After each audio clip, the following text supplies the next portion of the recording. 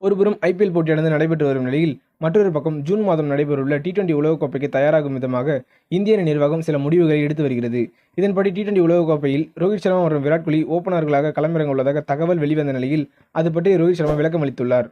அதாவது, ஐபிஎல் போட்டியின் போது எந்த நிர்வாகியும் நான் சந்திக்கவில்லை. தொடக்க வீரர்களாக யார் களமிறங்குவார்கள் என்பது குறித்து இதுவரை எந்த முடிவும் எடுக்கப்படவில்லை. நான் அல்லது பயிற்சியாளர் ராகுல் டிராவிட் அல்லது தேர்வுக்குழு தலைவர் அஜித் அகர்கர் எங்கள் மூவரில் யாரேனும் வெளிப்படையாக தகவல் தெரிவிக்காத வகையில் யாரும் எதையும் நம்ப வேண்டாம் என்று ரோஹித் சர்மா கூறியுள்ளார்.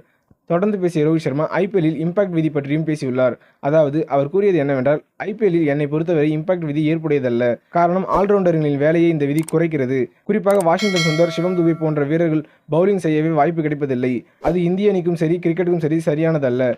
ஆனால் 12 வீரர்கள் இருக்கும்பொழுது கூடுதல் சுவாரஸ்யத்தை உருவாக்கும் என்பது மட்டுமே ஏற்புடையது என்று ரோஹித் சர்மா கூறியுள்ளார்.